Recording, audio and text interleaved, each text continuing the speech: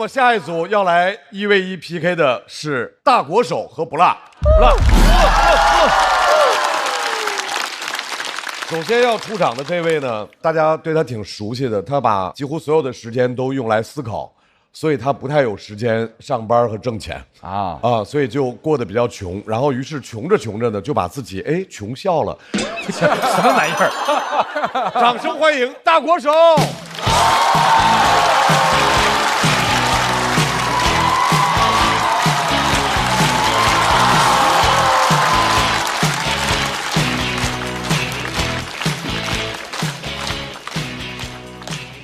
嗨，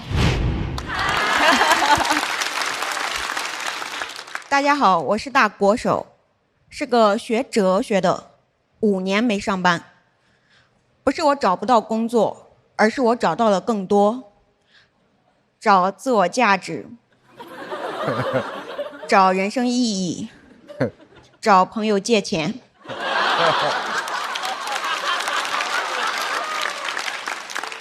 虽然没钱，但我租房一定要租个2室，一个当卧室，一个当工作室。我有个原则，人可以没有工作，但不能没有工作室。没工作你就是个混子，没工作但有个工作室，你就是艺术家。房子很破，很便宜，但我很满意，冬冷夏热的。冬天是动产，夏天是不动产。动产不动产我都有了。虽然没钱，但我很有骨气。之前有个机构找我去当成功学讲师。我这么穷，看上我啥了？感觉成功学走投无路了。他给我承诺1个小时1000块，我好心动呀。但我是学道德哲学的。我的专业要求我不能撒谎，要求真，我就没有去。所以什么是真？真就是我真缺钱。读书真是害了我。我发现有些人穷，他不光是能力有问题，他态度也有问题。他就该穷，他穷的充满了确定性，小确穷。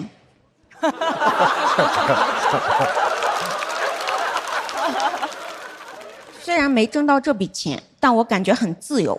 康德说了，自由不是你想做什么就做什么，而是你不想做什么就可以不做什么。朋友听了问我，那你想旅游怎么办？我说，一看你就没听懂。康德说了，自由不是你想做什么就做什么，所以自由不是你想旅游就旅游，而是你不想旅游就可以不旅游。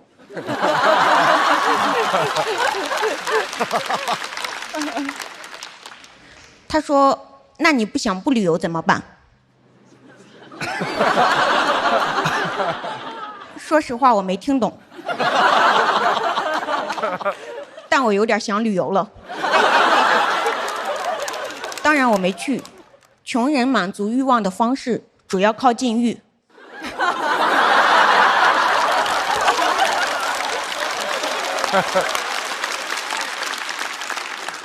这也不是我瞎说，哲学上有个斯多葛主义，认为幸福不是来源于物质的丰富，而是内心的满足。我心想，我可真是天生的哲学家，就继续研究。往后一翻，这流派没了。我猜可能是饿没的，死的时候胃里空空如也，内心极大满足，满足死了。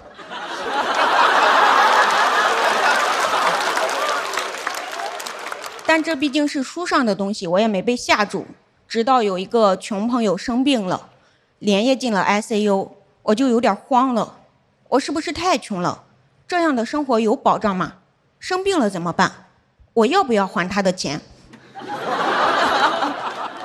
没还，也没多少，我就帮他转发水滴筹，3天就筹够了。我瞬间就不怕生病了，生命自有出路。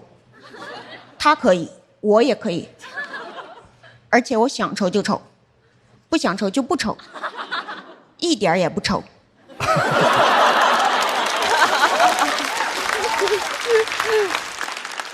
内心非常的 chill， 水滴 chill。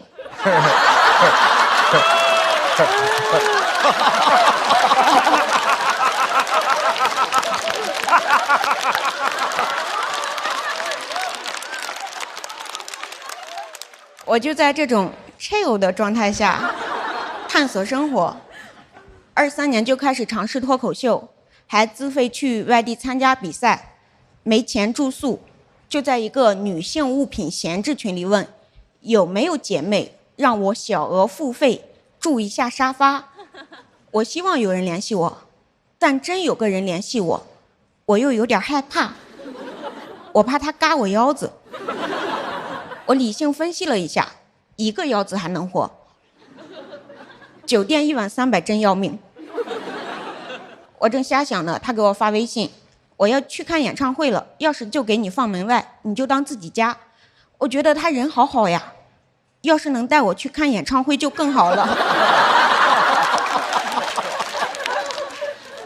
虽然穷，但活得很有安全感，因为朋友和陌生人都给了我很多爱，还借给我很多钱。我真的很幸运，也就是遇上了这群朋友们。后来上完节目，还完了债，我的债主也真的很幸运，也就是遇上了脱口秀和他的朋友们。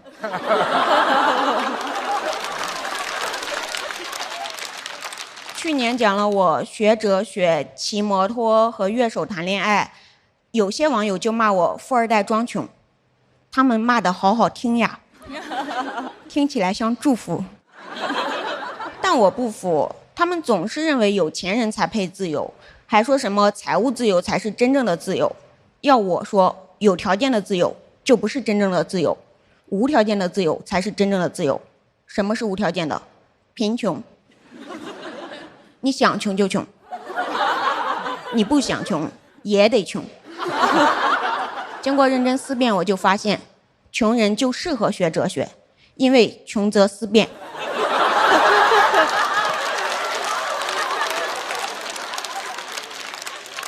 哲学的智慧是无穷的，学哲学的人有穷的。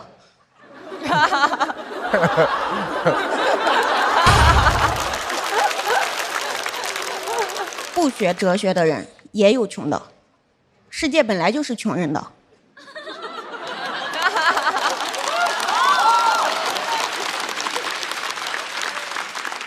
有报告说，全国只有0.33%的人是富人，也就是1万个人里面只有33个人是富人，是豪门，而我们穷门。我不陷入豪门，因为豪门会没落，穷门永存。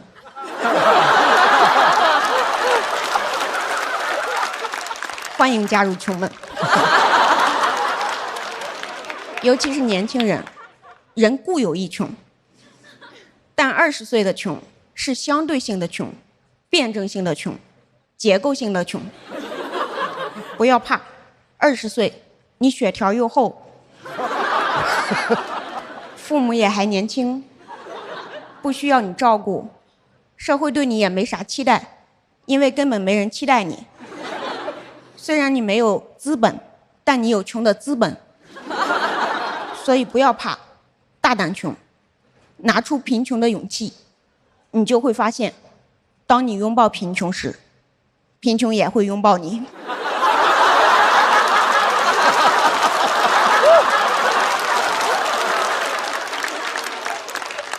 是不是还挺励志的？成功学就是看中了我这个。本来结尾我想送大家财务自由的，经过一番思辨，我又觉得算了，不是我不想送，也不是我不想不送，而是康德说了，当你不想要财务自由的时候，你就自由了。谢谢大家，我是大国手。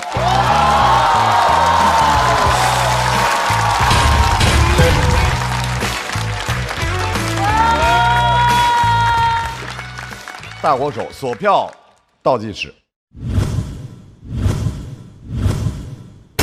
再次掌声送给大国手。要和大国手对战的这位朋友非常非常有感染力的演员，他想要在今天的舞台和我们分享一段特殊的经历，掌声欢迎不辣。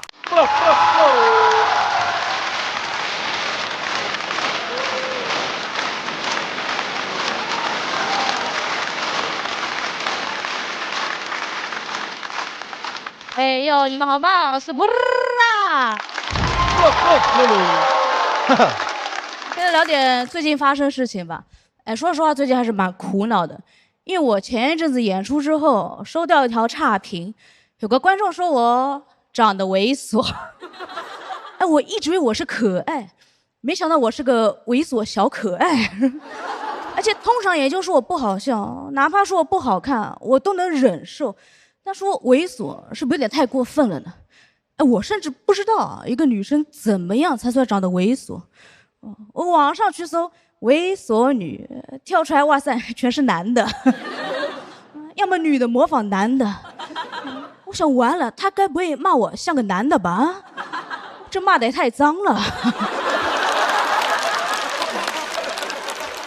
去年靠外表还演上了一个短剧，哇哦！啊，这是个很正经的短剧，主要反映职场霸凌的一些现象。我当天就跟我妈说，哎妈，我要去那个职场性骚扰的短剧。她马上就紧张起来，她说，哎呦，那你不要吃亏哦，哎，人家摸过来了，你巴掌那个打过去哦。我说，妈，是我去摸人家。她一听。呀，那你也不要吃亏啊！说人家过来了，你巴掌那个摸过去啊！他们摄像老师出来给我讲戏，他说：“哎，老师，哎，等一下，是你的第一场戏啊，好吧，是个眼神戏啊。等一下，男主从这个门进来，你就眼神开始骚扰他，你知道吧？骚扰他，哎，你的眼神当中啊，要充满欲望，要有攻击性啊，要 dirty 啊。”用一个词语来形容就是我知道男性凝视。我说哎呦，老师你蛮懂的嘛，我们马上开始好吧？3、2、1 ，action！ 我就，哼。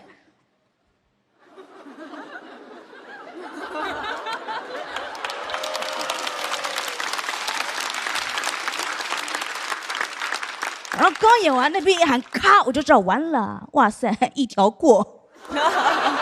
我看男主也要完了，因为他整个人愣在那边，哇塞，根本接不住我的戏。哎，说他根本不知道该怎么样，他见我站在那边就走了过来，毕恭毕敬给我鞠了一个躬。他说：“哎呦，老师，哇，您刚才真是演得太好了。哎，您是科班出身的吧？哎，刚才那些是学校的老师教你的吗？”我说：“不是，是社会上的老登教我的。”导演彻底被我征服了。他说：“哎呦，老师，你老天赏饭吃啊！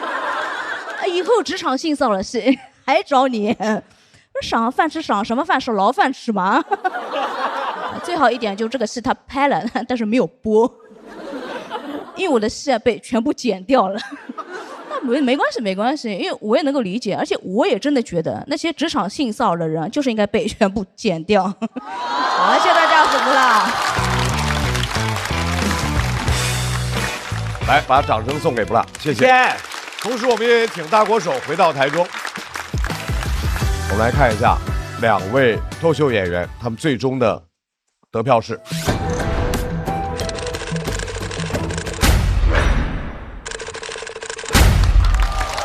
恭喜大国手进入到晋级区，加油！谢谢。